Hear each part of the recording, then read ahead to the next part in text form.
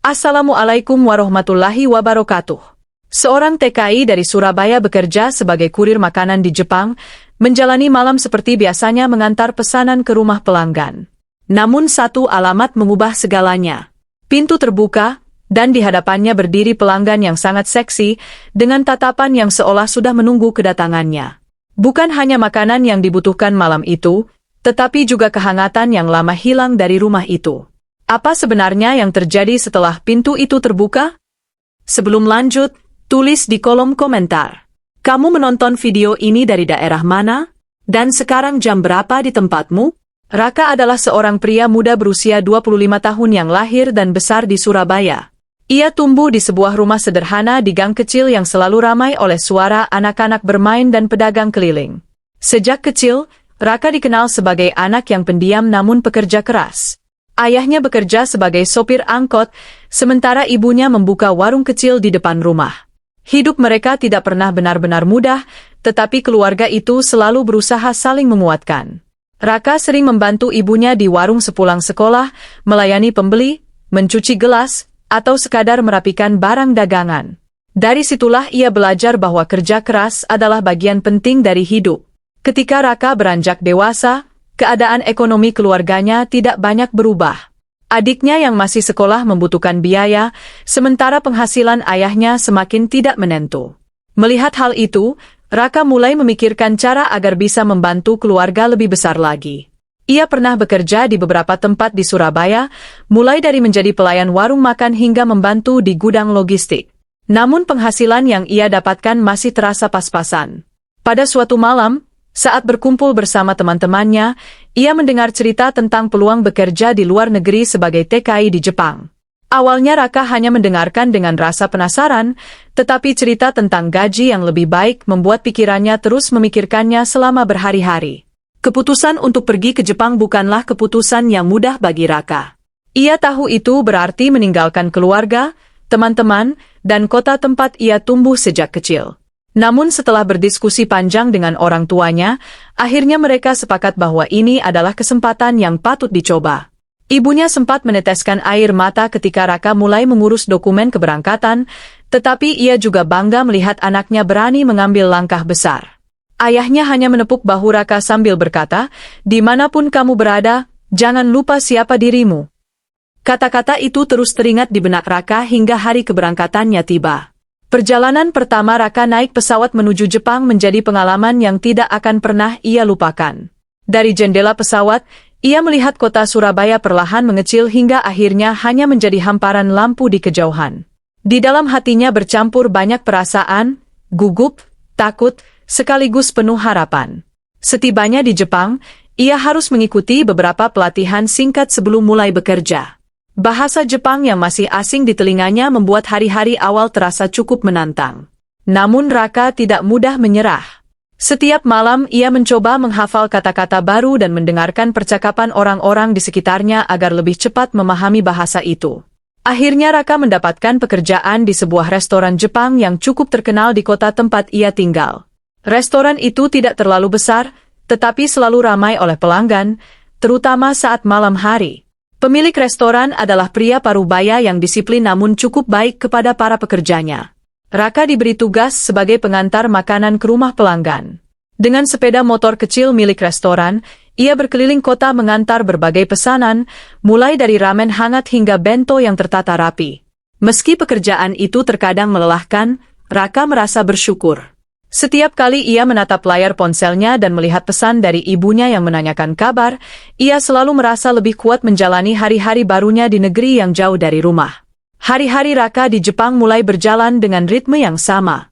Pagi hari ia biasanya bangun lebih awal di apartemen kecil yang ia sewa bersama dua pekerja asing lainnya. Ruangan itu tidak besar, hanya cukup untuk 3 kasur lipat, sebuah meja kecil, dan dapur sederhana. Meski begitu, tempat itu terasa hangat karena mereka sering saling berbagi cerita tentang kehidupan masing-masing. Setelah mandi dan sarapan seadanya, Raka berangkat ke restoran menggunakan sepeda. Udara pagi di kota itu terasa jauh berbeda dari Surabaya. Lebih dingin, lebih tenang, dan seringkali diselimuti kabut tipis. Kadang-kadang, saat mengayuh sepeda menuju tempat kerja, Raka teringat suara hiruk-pikuk kota kelahirannya, klakson kendaraan, pedagang kaki lima, dan tawa teman-temannya di warung kopi. Kenangan itu membuatnya rindu, tetapi juga memberi semangat untuk terus bertahan. Di restoran, Raka dikenal sebagai pekerja yang rajin dan cepat belajar. Ia mulai terbiasa dengan beberapa kalimat bahasa Jepang yang sering digunakan pelanggan. Walaupun logatnya masih terdengar asing, banyak pelanggan yang menghargai usahanya. Beberapa bahkan tersenyum ramah ketika mengetahui bahwa ia berasal dari Indonesia. Pekerjaan Raka tidak hanya mengantar makanan, tetapi juga membantu menyiapkan pesanan ketika restoran sedang sangat ramai. Ia belajar membungkus makanan dengan rapi, memastikan pesanan sesuai dengan daftar, dan mengantarkannya tepat waktu. Bagi Raka, setiap pesanan yang ia antar bukan sekadar pekerjaan. Ia menganggapnya sebagai tanggung jawab yang harus dijalankan dengan baik. Sebagian besar pelanggan restoran tinggal tidak terlalu jauh dari tempat kerja Raka. Ada keluarga kecil yang sering memesan makan malam, ada pekerja kantoran yang pulang larut dan tidak sempat memasak, bahkan ada juga mahasiswa yang tinggal sendiri di apartemen kecil. Raka perlahan mulai mengenali beberapa alamat yang sering ia datangi. Ia juga mulai hafal jalan-jalan kecil di sekitar kota itu. Kadang-kadang, saat mengantar pesanan di malam hari, ia melihat lampu-lampu rumah yang hangat dari balik jendela. Pemandangan itu membuatnya berpikir tentang kehidupan orang-orang di dalamnya, tentang keluarga yang sedang makan bersama, atau seseorang yang mungkin sedang menunggu kepulangan orang yang ia sayangi. Suatu malam di awal musim dingin, restoran sedang sangat sibuk. Banyak pelanggan memesan makanan karena udara di luar terlalu dingin untuk keluar rumah. Raka terus bolak-balik mengantar pesanan tanpa banyak waktu untuk beristirahat. Nafasnya terlihat seperti asap tipis setiap kali ia berbicara di luar ruangan. Namun ia tetap berusaha menjaga sikap ramah kepada setiap pelanggan. Baginya, senyum kecil dari pelanggan sudah cukup membuat lelahnya terasa lebih ringan. Menjelang waktu tutup restoran, suasana akhirnya mulai sedikit tenang. Raka berpikir malam itu mungkin akan segera berakhir seperti hari-hari biasanya. Namun tepat ketika ia sedang merapikan helm dan bersiap kembali ke dapur, sebuah pesanan baru masuk melalui sistem restoran. Pesanan itu terlihat sederhana, hanya beberapa makanan hangat untuk satu orang. Tetapi yang membuat Raka memperhatikan adalah alamatnya. Alamat itu berada di daerah perumahan yang cukup tenang, sedikit lebih jauh dari rute yang biasanya ia tempuh. Pemilik restoran menatap layar sebentar lalu berkata bahwa pesanan itu harus segera diantar sebelum restoran benar-benar tutup. Tanpa banyak berpikir, Raka mengambil kotak makanan yang sudah disiapkan dan memeriksa alamatnya sekali lagi. Ia belum pernah pergi ke rumah itu sebelumnya. Dengan mengenakan jaket tebal dan memasukkan makanan ke dalam kotak pengantar di motornya, Raka pun berangkat menembus malam yang semakin dingin, tanpa menyadari bahwa perjalanan singkat itu akan membawa dirinya ke sebuah pertemuan yang tidak pernah ia bayangkan sebelumnya. Raka menyalakan mesin sepeda motor kecil milik restoran, lalu perlahan meninggalkan area parkir. Jalanan malam itu terlihat lebih sepi dari biasanya. Angin musim dingin berhembus pelan, membuat udara terasa semakin menusuk kulit. Lampu-lampu jalan berdiri berjajar menerangi jalan yang lengang. Sesekali mobil melintas dengan cepat, namun sebagian besar rumah di sekitar sudah tampak tenang. Raka memeriksa kembali alamat di layar ponselnya yang terpasang di setang motor. Ia mengikuti petunjuk arah dengan hati-hati, melewati beberapa persimpangan kecil yang belum pernah ia lewati sebelumnya. Perjalanan itu terasa sedikit lebih lama dari biasanya, tetapi Raka tetap fokus. Baginya, yang terpenting adalah pesanan sampai dengan aman dan tepat waktu. Semakin jauh ia melaju, suasana kota terasa berubah. Deretan toko dan bangunan tinggi mulai berganti dengan rumah-rumah yang lebih besar dan rapi. Jalanan menjadi lebih lebar, dan taman-taman kecil terlihat tertata dengan sangat baik. Daerah itu tampak seperti kawasan perumahan yang cukup tenang dan nyaman. Lampu dari jendela rumah memancarkan cahaya hangat yang kontras dengan udara dingin di luar. Raka memperlambat motornya ketika mendekati alamat yang tertera di layar. Ia melihat deretan rumah modern dengan desain yang elegan. Beberapa di antaranya memiliki pagar rendah dan taman kecil di depan rumah. Raka merasa sedikit kagum melihat lingkungan itu, karena sangat berbeda dengan gang sempit tempat ia tumbuh di Surabaya. Akhirnya Raka menemukan rumah yang sesuai dengan alamat pesanan. Rumah itu terlihat bersih dan modern, dengan dinding berwarna terang dan jendela besar yang menghadap ke halaman depan. Lampu teras menyala lembut, seolah sengaja dinyalakan untuk menyambut seseorang yang datang. Raka mematikan mesin motornya lalu turun dengan hati-hati. Ia membuka kotak pengantar dan memastikan pesanan makanan masih tersusun rapi di dalam kantong. Setelah itu ia berjalan menuju pintu depan rumah tersebut. Langkahnya pelan, sebagian karena udara dingin, sebagian lagi karena suasana sekitar yang begitu sunyi. Ketika sampai di depan pintu, ia menarik napas sebentar lalu menekan bel dengan sopan. Beberapa detik berlalu tanpa suara. Raka berdiri menunggu dengan sabar sambil memegang kantong makanan di tangannya. Dari dalam rumah terdengar langkah kaki yang mendekat ke arah pintu. Tak lama kemudian, pintu itu terbuka perlahan. Cahaya hangat dari dalam rumah langsung menerangi wajah Raka yang berdiri di teras. Di hadapannya berdiri seorang wanita muda yang terlihat sangat anggun. Rambutnya panjang terurai rapi, dan wajahnya memiliki senyum yang lembut.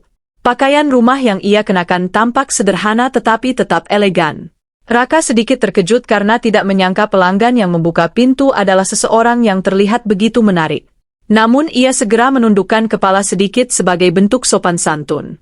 Raka menyerahkan kantong makanan itu dengan kedua tangan, seperti kebiasaan yang ia pelajari selama bekerja di Jepang. Wanita itu menerimanya sambil tersenyum ramah dan mengucapkan terima kasih dengan suara yang lembut. Untuk sesaat, suasana terasa tenang di antara mereka. Angin malam berhembus pelan di halaman rumah, sementara cahaya hangat dari dalam rumah membuat suasana terasa kontras dengan udara dingin di luar. Raka sebenarnya sudah terbiasa bertemu berbagai pelanggan setiap hari, tetapi entah mengapa pertemuan singkat ini terasa sedikit berbeda. Wanita itu masih berdiri di depan pintu, seolah belum ingin menutupnya. Sementara Raka sendiri belum berbalik untuk pergi, tanpa benar-benar mengerti mengapa langkahnya terasa tertahan di tempat itu. Wanita itu masih berdiri di depan pintu dengan kantong makanan di tangannya. Senyumnya tetap hangat, seolah tidak terburu-buru untuk kembali ke dalam rumah. Raka sendiri berdiri dengan sedikit canggung di teras, mencoba menjaga sikap sopan seperti yang selalu ia lakukan kepada pelanggan. Udara malam terasa semakin dingin, dan hembusan angin membuat Raka merapatkan jaketnya. Wanita itu memperhatikan hal itu. Matanya menatap Raka beberapa saat, lalu ia berkata dengan nada lembut, "Di luar sangat dingin. Kamu pasti sudah lama bekerja malam ini." Kalimat itu terdengar sederhana, tetapi cara ia mengucapkannya terasa penuh perhatian. Raka hanya tersenyum kecil dan mengangguk, menjawab dengan bahasa Jepang sederhana bahwa ia memang masih menyelesaikan beberapa pesanan sebelum restoran tutup. Wanita itu kemudian melirik ke arah jalan yang sepi di depan rumahnya, lalu kembali menatap Raka. Ia tampak berpikir sejenak sebelum akhirnya berkata, "Kalau kamu tidak keberatan, kamu bisa masuk sebentar untuk menghangatkan badan." Raka sempat terdiam. Tawaran seperti itu sangat jarang terjadi dalam pekerjaannya. Biasanya pelanggan hanya menerima pesanan, mengucapkan terima kasih, lalu menutup pintu. Ia tidak ingin bersikap tidak sopan atau melanggar aturan kerja. Namun nada suara wanita itu terdengar tulus, bukan sekadar basa-basi. Setelah ragu beberapa detik, Raka menjawab dengan hati-hati bahwa ia hanya bisa sebentar karena harus kembali ke restoran. Wanita itu tersenyum lagi dan membuka pintu lebih lebar, memberi jalan baginya untuk masuk. Begitu melangkah ke dalam rumah, Raka langsung merasakan perbedaan suhu yang sangat jelas. Kehangatan dari pemanas ruangan membuat tubuhnya yang kedinginan perlahan terasa nyaman. Rumah itu terlihat sangat rapi dan tertata dengan baik. Di ruang tamu terdapat sofa berwarna lembut, meja kayu yang bersih, dan lampu gantung yang memberikan cahaya hangat ke seluruh ruangan. Aroma makanan yang baru saja ia antar mulai tercium pelan di udara. Raka berdiri dengan sedikit canggung di dekat pintu, sementara wanita itu meletakkan kantong makanan di atas meja. Ia kemudian berjalan ke dapur kecil di samping ruang tamu, mengambil 2 gelas, dan menuangkan minuman hangat. Wanita itu kembali ke ruang tamu dan menyerahkan salah satu gelas kepada Raka. "Minumlah dulu agar badanmu hangat," katanya dengan nada ramah. Raka menerimanya dengan sedikit menundukkan kepala sebagai tanda terima kasih. Uap tipis dari minuman itu naik perlahan ke udara, membawa aroma yang menenangkan. Mereka mulai berbincang ringan. Wanita itu menanyakan dari mana asal Raka, dan ia menjawab bahwa dirinya berasal dari Indonesia, tepatnya dari Surabaya. Wanita itu terlihat tertarik mendengar cerita tentang tempat yang jauh itu.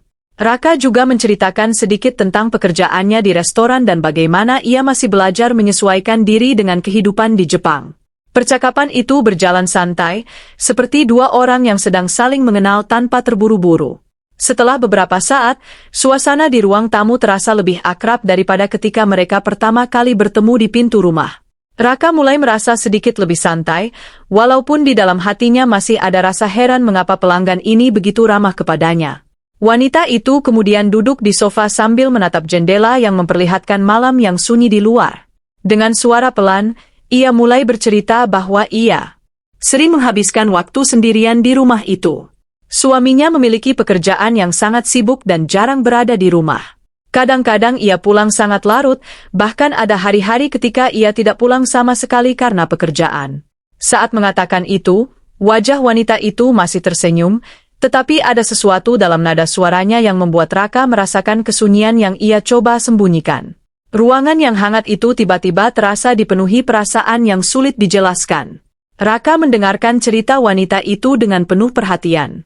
Ia tidak banyak bicara, tetapi dari caranya menatap dan mengangguk pelan, terlihat bahwa ia benar-benar mendengarkan.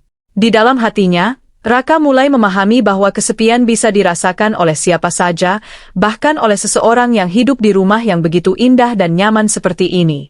Ia teringat pada ibunya di Surabaya yang kadang bercerita merasa sepi ketika ayahnya bekerja hingga larut malam. Kesepian ternyata tidak selalu terlihat dari luar. Kadang seseorang bisa tampak baik-baik saja, tersenyum, bahkan bersikap ramah kepada orang lain, tetapi sebenarnya menyimpan banyak perasaan yang tidak pernah ia ceritakan kepada siapapun. Wanita itu kemudian menoleh kembali ke arah Raka.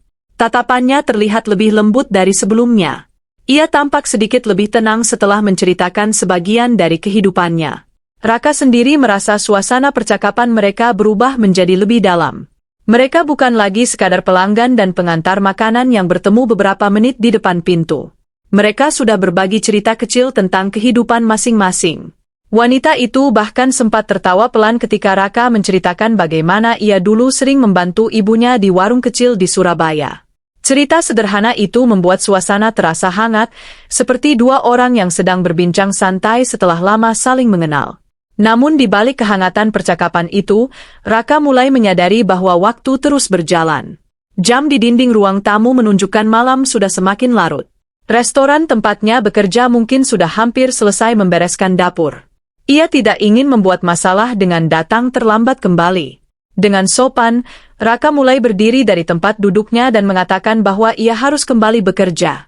Wanita itu juga berdiri, masih memegang gelas yang tadi ia gunakan. Untuk beberapa detik, mereka saling memandang tanpa banyak kata. Suasana di ruangan itu terasa tenang, hanya terdengar suara pelan dari pemanas ruangan yang bekerja menjaga kehangatan. Wanita itu kemudian mengantar Raka berjalan menuju pintu depan. Langkah mereka pelan, seolah tidak ingin terburu-buru mengakhiri percakapan yang baru saja terjalin. Ketika sampai di dekat pintu, wanita itu membuka pintu dan udara dingin malam langsung masuk ke dalam rumah.